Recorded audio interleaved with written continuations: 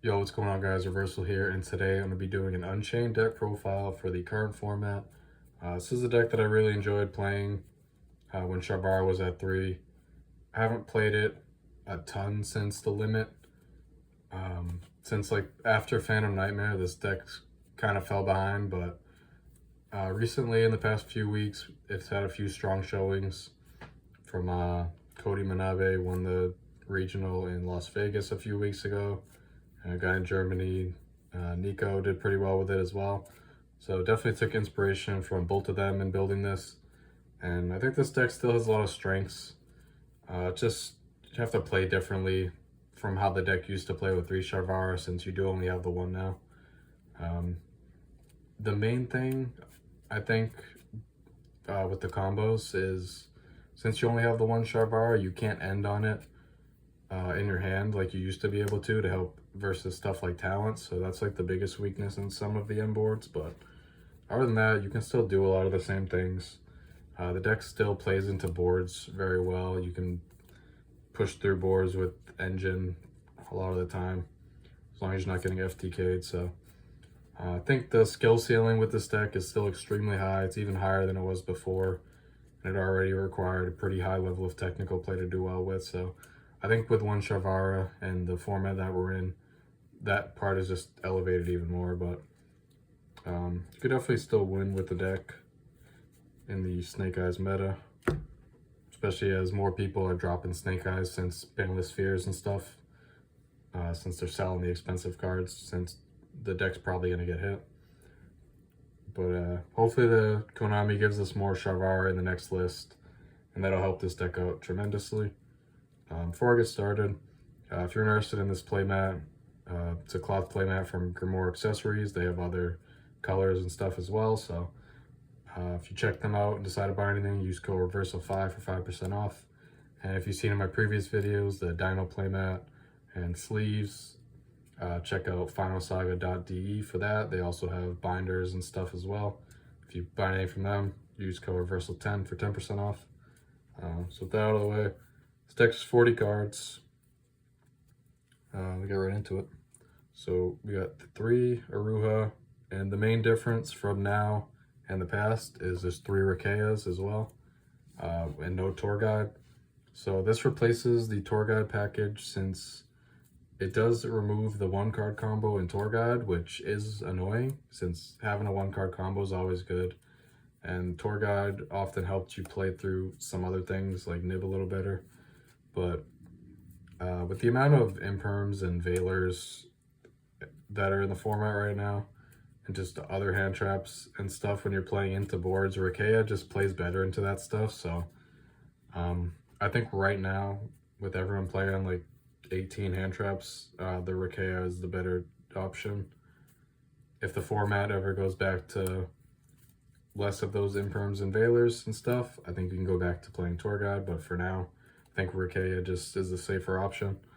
We got the 1 Sharvara. Like I said, hopefully we get at least 1 more next list. They should push it back to 3, but who knows what Konami will do. We got the 1 Shayama. Some people have played 2 since the Sharvara limit. I've never really liked that. It can be nice sometimes to make things a little easier, and in case of like Bisteals as well, but other than that, it's just a card you really don't want to be drawing. So I don't think playing more is the solution. 1 Sarama and the 1 Abam. And then we're playing the 1 Disaster. This card is a lot more important with the 1 Sharvara. It's usually between playing an extra 1 of this or 1 of these. And I think the Disaster just provides you a lot more utility than the extra Shayama, since this can link off your opponent's monsters. This can summon back your Unchained monsters. So this one is a brick as well, just like the Shayama. You don't want to see either one of them, so it's similar in that, but I think the Disaster just gives you a little more utility than playing an extra Shayama. Then for additional engine cards, we're playing the contract package still. I think this is just kind of mandatory at this point. It has been for a while, and especially since the Sharvara limit, you just need more ways to play, and these cards just help you do that. this is pretty much just another version of a Ruha, essentially. So, and then going second, the Mashinex can help threaten a Zeus just by activating this. So, I think it's very nice.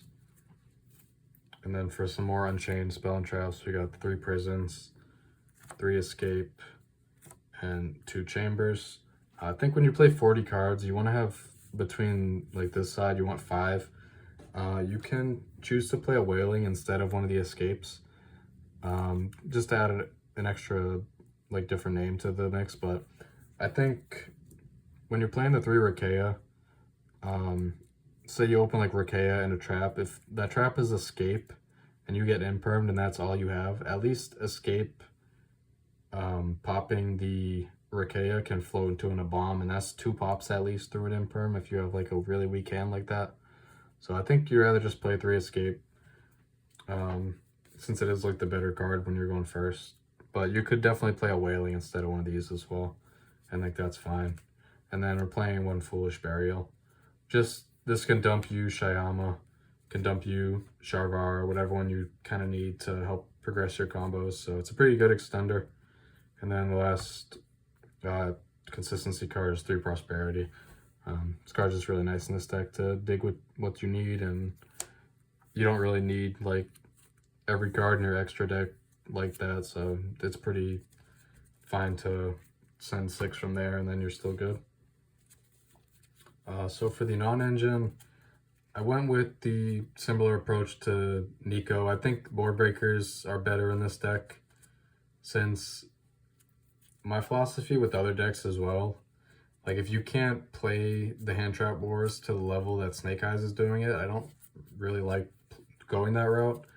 And only being able to fit like 12 hand traps or so, I don't think is enough. So I think the way the Unchained just kind of plays into boards in general kind of pairs well with the breakers. So I think when you're playing board breakers in this deck, you can kind of push through just about anything as long as you're not getting FTK'd. So the cards we're playing, it's Droplets, Dark Rulers, 3 Talents, 3 Thrust, you pick up a 3rd one still, and just like Nico's list, I'm including the Rivalry as the 40th card.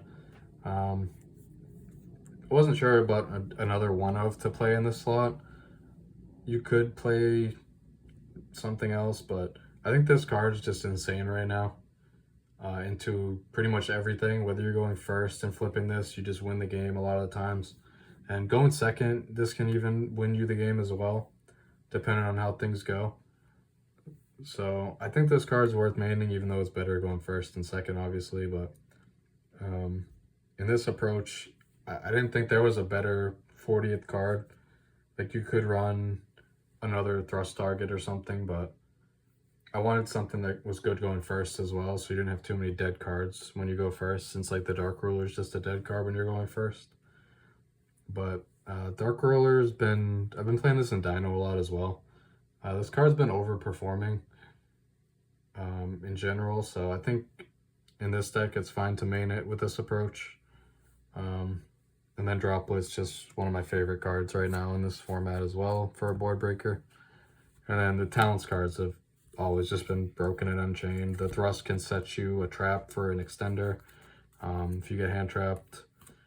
And then being able to rip a card with Talents is also crazy, since this deck does just play through hand traps so well as it is. So I think this works out a lot. And then all these cards being settable can help a lot through Nibiru, because a lot of the time you need to have a card to pop with like Shyama engraved to keep going, and sometimes just having like just one of these spells to set ends up getting you there. So I like the board breaker approach with this deck, and then I just like board breaker approaches in general right now if you can't play like a mass amount of hand traps. And I think hand traps are like, the hand trap boards are kind of boring, so I like being able to just break boards personally. For the extra deck, we got 3 Yama. I think you need to play 3 right now for the grind. 2 Rage, 1 Anguish, 1 a Bomb. I don't think you need more of any of these really. Playing the 1 Muckraker, and the one Unicorn. These both don't come up like a ton, but this can come up, and then this one comes up when you're Fiend locked instead of the SP, which you would usually go into off the Rage. Playing the one Appaloosa for the combos where you aren't Fiend locked, so if you have like Sharvara in a trap, you can go into this, which is nice. This was a lot more relevant when Torgod was in the deck, but it's still worth having without it. So when it does come up, you can go for it. Those combos are really nice into hand traps. We got the one Caesar and the one Machinex, and the one Zeus and the one Typhon. So it's pretty standard extra deck. There's nothing really special in here. Now for the side deck. Playing 3 Ash for branded mostly, and then you have like Labyrinth, which you have a good matchup into in general, but it's mainly just for branded. I wanted cards to help versus that deck since puppet locking is a thing, and the FTK type stuff is the main thing you have to worry about when taking a board breaker approach, so I wanted cards that helped against that. And in addition, we have some Disteals, also for branded, so with all these, and then you have like the droplets that can help you stop the puppet lock, and hopefully you're good from there. Then we got the 3 Cosmics. This is mainly for Fire King and then other floodgates, but you could opt to play Lightning Storms in this slot as well. So that's just, this is like the next card to consider to me. But the one Duster just is another thrust target. You want to be playing at least one of these, Duster or Lightning Storm, so you do have another additional floodgate out with your thrust going second. Then the floodgate of choice, I like anti-spell in this deck, since like I mentioned with some of the other combos, like the Appaloosa combos and stuff, since you can't have Sharvara in your hand anymore a lot of the times, you can be weak to talents, so I wanted a card that can turn off talents, and then this card just turns off that plus a lot more, so I think anti-spell is the best floodgate in this deck personally. And then the last card is Different Dimension Ground. This is to go with Thrust. I think it's just the best like target to set off Thrust if you want to dedicate a slot to it. There's some other options you can play, like Black Goat Laughs is okay, but I feel like that's more of a main deck card for decks that are playing Thrust that don't have like in-engine traps to set. And then there's like Daruma Cannon, which is usually good against like shifter decks, but this deck plays like pretty fine into shifter, going second especially, so I think the Different Dimension Ground is just the best one. So yeah, that's my approach to this deck. I think, like I said, the 2 guys that did well with it, this is kind of like a mix of their lists. The main deck was the same as Nico's. I think he was, with the board breaker approach, I think he kind of nailed the main deck, so. Then the side deck's kind of like a mix of both of them, I guess, but neither of them were playing Bisteals. And I think Bisteals are just needed for like the puppet lock and stuff, and then it's good against Voiceless as well, which the whole deck's kind of good against Voiceless with the Dark Rulers and droplets, so you don't really need them for that, but it's nice to have. You could additionally play like Bell instead of these maybe, since Bisteals can hurt your combos when you're not doing like the Appaloosa stuff sometimes. Like a Bisteel on Shyama could hurt, but I don't think I would play Bell though, just for that, just in case, like putting in a Bell just in case they put in Bisteals is kind of like iffy at that point, because you don't know if they're going to put them in, so.